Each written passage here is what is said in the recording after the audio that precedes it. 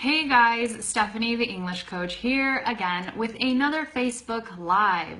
This time I'm going to talk about the worst professor I ever had and the very, very embarrassing thing that I did in his class. So, I've had really great professors and I've had professors that aren't so great, but this one was the worst. I don't even know why he was a professor. I hope he never sees this video because that's going to be really sad for him. So I'm really going to tell you guys why he was an awful professor, and what my standards are, I guess, when it comes to teachers, and the thing that basically I'm very glad that I never had to see him again after I did this very, very embarrassing thing. Okay, so when I was in college, I studied Spanish. And the first couple years that you go study in the US, you basically study general education. You study a little bit of, biology, a little bit of math, a little bit of English, a little bit of everything. So I did that for the first 2 years. And then the next 2 years, I transferred to a university and I started studying in their Spanish program, which I was not impressed with, by the way. Because when I imagined studying in a Spanish program, I imagined the classes being very fun, being very interactive, having awesome professors, getting along with them, and really getting fluent. So Steve is here. Hey Steve, how's it going? Awesome, so glad. If you have any questions along the way, guys, let me know. You could stop me if you need me to go over any vocabulary. But anyhow, so I was in the Spanish program and I did not like the teachers for the most part. I just felt like the classes were too boring. You know, I had one teacher that all she would do is just lecture. She'd have her notes written on a paper and she'd just lecture for 2 hours, and we'd have to take notes. And then one time she even said, it doesn't matter if you don't understand this stuff, you just have to get the questions right on the test. And I was like, are you kidding me? I'm here to learn. I'm not just here to pass a test. Like, I actually want to be a professional one day. And at that time, I really wanted to become a professional translator or interpreter. Not anymore, not so much. My dreams have changed. But at that time, that's what I wanted. So I was really frustrated with the entire program there. And that was just one teacher. She wasn't the worst, though. Okay, so let's talk about the worst teacher. The worst was a male professor, and he was close to retiring, but he didn't retire. I mean, he should have, in my opinion. But he was my professor for a Spanish conversation class. Now, I have to admit, I was really excited to take the class in the beginning because I've always believed that the best way to learn something is by doing it. And I was so excited to really immerse myself in a class where I could just speak in Spanish with a whole bunch of other students and really get fluent. I figured, you know, since I'm doing this class for an entire semester, by the time I end, I'm going to have a lot more vocabulary in Spanish. I'm going to feel so much more confident because I used to struggle with like confidence issues when it came to Spanish. And so I was just excited to take the class to be able to, you know, confront all of these issues and overcome them. However, I was not excited because the class was a class that I would have to go to 3 days a week. Now, most of the college courses, you only go twice a week. You go twice a week for an hour and 20 minutes or an hour and a half. I mean, it depends, depending on the class. Some classes are 4 hours long, but generally speaking, this type of class should have been like a 1.5 hour class twice a week, but it wasn't. It was a 50-minute class 3 times a week. And that just killed me. I was like, I have to come 3 times a week. And here's the problem. When I had it on Monday and Wednesday, it was fine because after that class, I'd go to my other classes. But I also had that class on Friday, and it was the only class on Friday. And Friday is like Friday fun day, you know? You don't want to go to school on Friday if you can avoid it. So I would, you know, make my schedule so that I would go to school Monday through Thursday and I would have 3-day weekends. But this class interfered with that, and it was only 50 minutes. So I would have to drive in my car 20 minutes to get to school. Then it would take me 15 minutes to walk across the enormous parking lot and across the campus just to get to his class. So, you know, that would already be over half an hour just to get to this class on a Friday when I didn't have to go, or, you know, technically I wouldn't have had to go if it would have just been a twice a week class. And then I'd have to, after a 50-minute class, drive all the way home. Okay, so it's over an hour of, you know, walking, trying to get to this class where I didn't learn anything ever in the entire semester. So we're going to talk about why he was so awful, but I didn't learn anything in his class. It was extremely boring. He was always unprepared.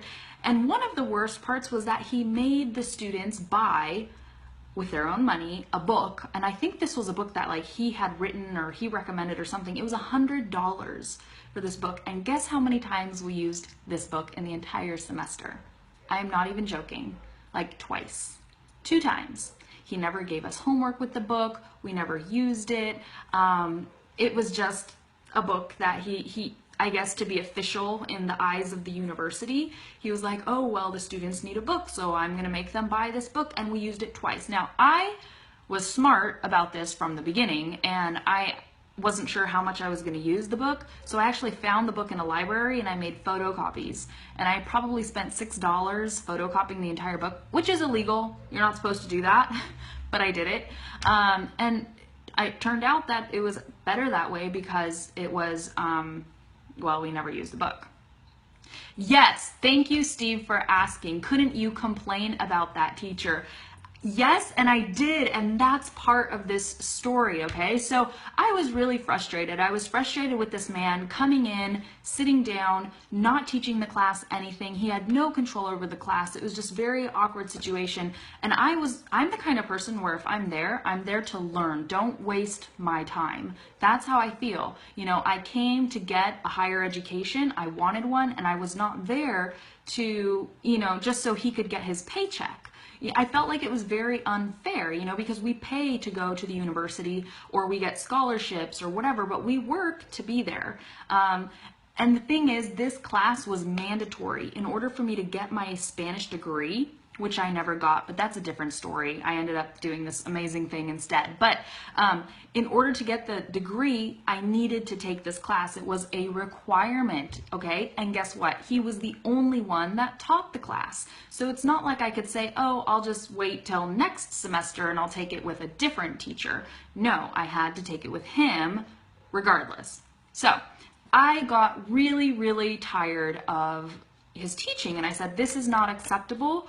I'm going to do something about it. So I made an appointment with the language, I'm not sure how to say this, language department chair, I think that's what it's called. That means the head of the language department at the university. I actually made an appointment, I scheduled it, it was a lady, and she was in charge of all of the language programs at this university, okay? So I get in there, and when our meeting, you know, it was time for our meeting, I was very excited because I had written down everything I wanted to share, why I was unsatisfied with the class, how I was not learning, everything, and how all the other students were feeling, because I tend to be very vocal about things, and a lot of people are more passive. They're like, I don't like it, but oh well. And I'm like, no, come on, we have to say something. So I went to speak with this lady, and that was even more disappointing because she completely belittled me, okay? Sorry, not belittled, patronized.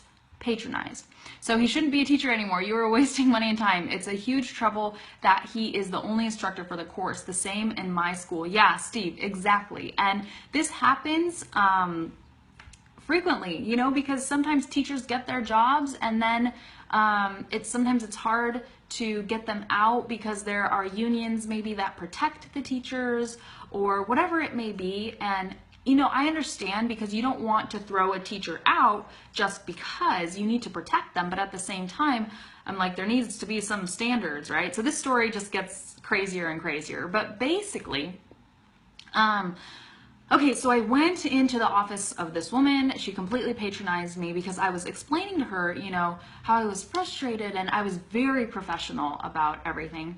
And she basically said, like, Well, in order to, go about dealing with a situation like this, you're going to have to go to the blah, blah, blah office that's located on the other side of campus. Do you know how to get there? Are you going to be okay? Does that make sense? Yeah, honey. Okay, have a seat. Sit down. And she was just like, really?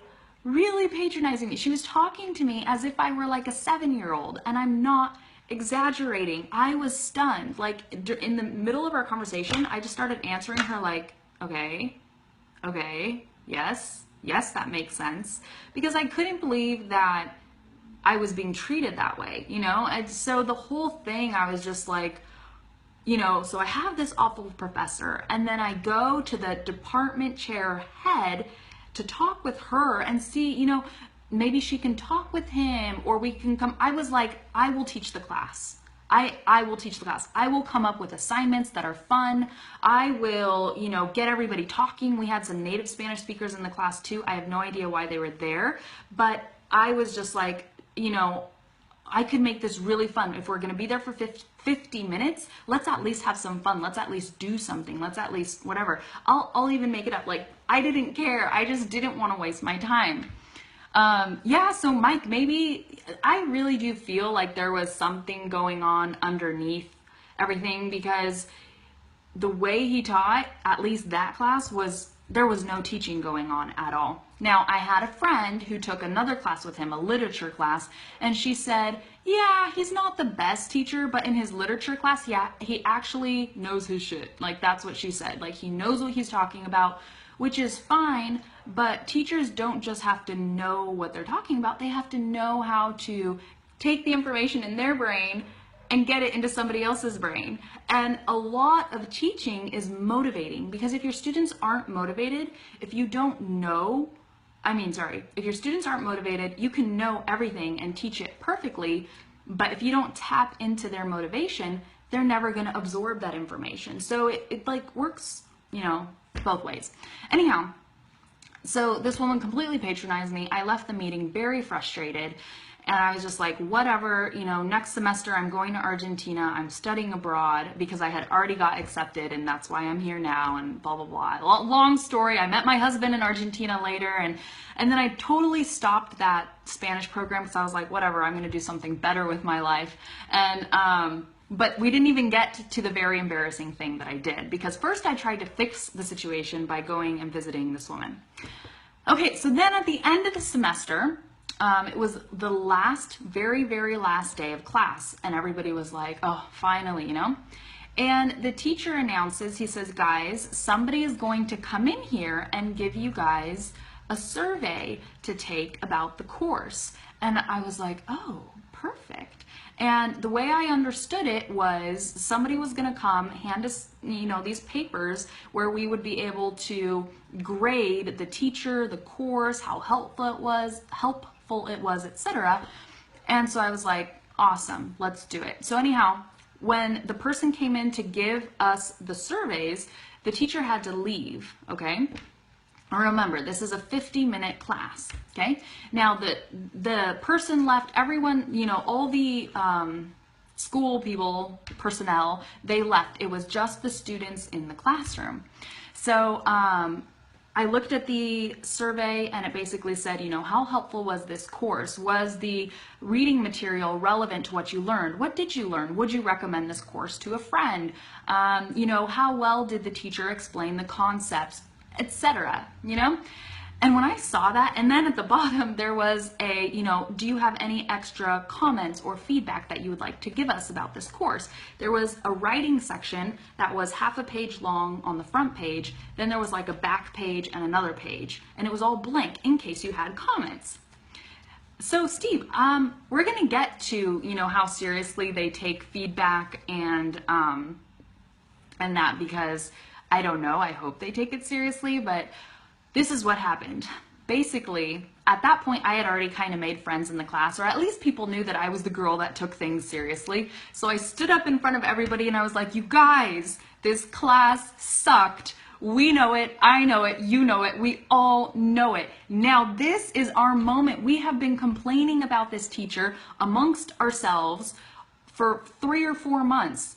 Let's say something. Let's give honest feedback. I was like, you guys, don't lie. Do not lie. If you did not like this course, which I know nobody liked this course because I talked to all of you, don't write that you liked it. You know, give him zeros on everything because this was an awful course. You guys wasted your money, etc. So basically I gave a mini speech and everybody kind of started laughing and I was like, why are you laughing? I was like, take me seriously. I mean, I was laughing too because it was funny. It was ridiculous is what it was. So ridiculous, we all laughed. But I was like, please, like, you guys take this seriously. So then everybody's doing the thing and I get to the writing portion and I start writing and writing and writing because I had so much to say about how I even visited the department chair and nothing was done and I was frustrated, etc. And it's funny because all of a sudden I realized everybody was looking at me and I was like, you guys are finished? Did you even write your comments and your feedback?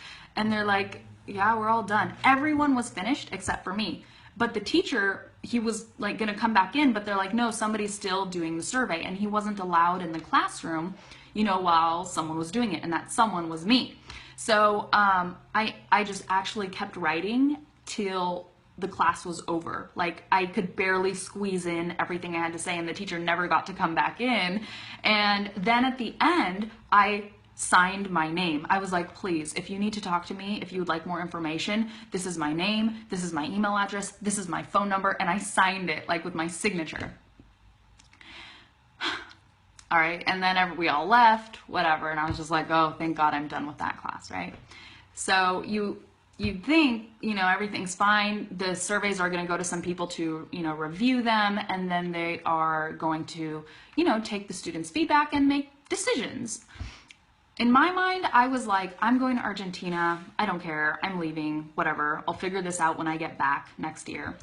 And then it's a long story, Steve, but we're coming to the embarrassing part. Then basically, like a month later, I was talking to a friend or somebody at the school, and they said about the surveys, I don't remember how I learned this, but basically those surveys, they don't go just to other people to evaluate. They go to first someone else to read them, to evaluate them, and then those people, they give them back to the professors so that the professors can read the feedback and so that the professors can, you know, better their classes for the next semester. So guess what? My entire 2.5 pages of me saying this was awful and this was uncalled for and unacceptable and I'm so disappointed, all of that went back to my professor. And I could have remained anonymous. These surveys were supposed to be anonymous unless you choose to put your name. Well, guess who put their name and their signature and their phone number and their email address on this survey? Me.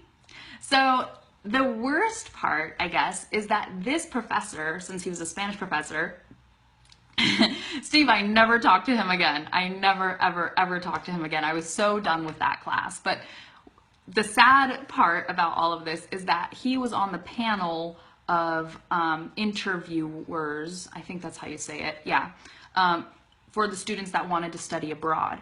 So I was in his class, he knew me, he actually interviewed me to be able to go. I was either going to go to Argentina or Spain, okay? And I was really nice to him underneath all of this too at the same time, because I knew he was part of the panel of people that would be interviewing, and I wanted him to like me and choose me to be able to go study abroad. So during the entire semester, I didn't like his course, but I knew he would interview me. So we do the interview, and he even like convinces other professors to choose me, and he told me this later. So it was this whole big story where it was like this love-hate relationship with this professor. It was like, yeah, he's cool as a person. He helped me accomplish my dream. He interviewed me. He talked to other professors to make sure that they send me to Argentina, etc. And it was nice of him. But at the end of the day, he was an awful teacher. And then I had no idea that my feedback would get back to him and that he'd have to read all of that himself. And then luckily, when I was in Argentina, my whole life changed and I decided not to go back to that program and I started a completely different life. So I never had to see him again. But that is the story of the worst professor I ever had and the very embarrassing thing that I did in his class. So it is a long story. I could have told it, in a much shorter way, but I decided to lengthen it and make it all dramatic. So anyhow, if you guys have any questions, let me know, put them in the comments. And if you want to let me know where you're checking in from, sure, let me know too, because if not, I'm going to wrap this one up so that the video doesn't get too long. Let me check a couple things here. One sec.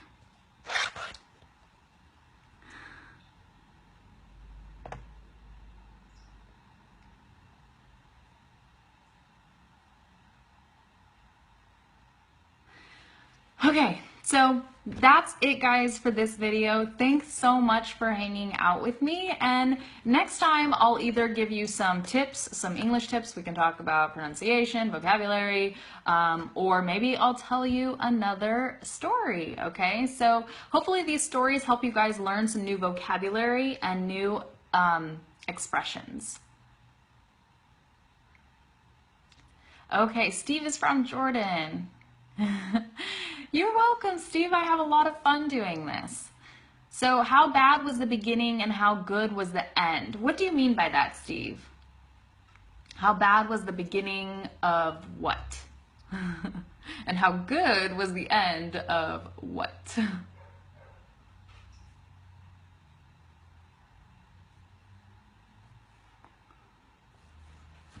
Yeah, so maybe next time I'll tell you guys the story of the best professor I ever had and what made her so awesome. I used to have a class with her at 7:30 in the morning, and I am not an early bird, but this woman was phenomenal, and she made history. She would turn history into like living soap operas, the way she explained things, and I just loved her class so much. I never wanted it to end. I'd always get really, I'd look at the clock and I'd be like, no, it's 8:15 in the morning. Class is gonna end in 5 minutes. No, I'd want the clock to stop just so I could stay in her class longer because it was amazing. So it's funny. I'm the kind of learner where it doesn't really matter what I'm learning. I could be learning photography or programming or design or whatever. I love learning. It's just what I love is, having an awesome teacher. If there's an awesome teacher, then I can learn anything. But if there's a boring teacher, it doesn't matter if I love the subject, I'd rather study it by myself. So, okay, so Steve says, I mean, you got so many troubles or problems in the course from this teacher, but he helped you out at the end by getting a scholarship to go to Argentina. Yeah, he did help. It wasn't all what he did though, like, how do you say this nicely? Let me think.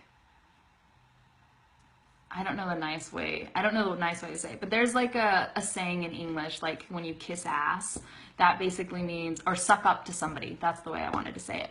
I kind of sucked up to him a little bit throughout the semester just to make sure that he would like me. Because ultimately you have to do that, when there's a big decision that's in somebody else's hands and you want to have favor with them, you have to be cool with them. You can't go around, being an asshole and being like, oh, your class sucks. Like, I would maybe say that to my friends, but I would never say it to him directly. I just sort of tolerated his classes, and then I tried to do something about it. It didn't work out too well. But yeah, I don't know. It's just, hopefully he's retired now. Anyhow, thanks again, guys. I'm going to wrap it up. Thanks for hanging out with me, and I'll see you next time, okay? All right. Bye-bye.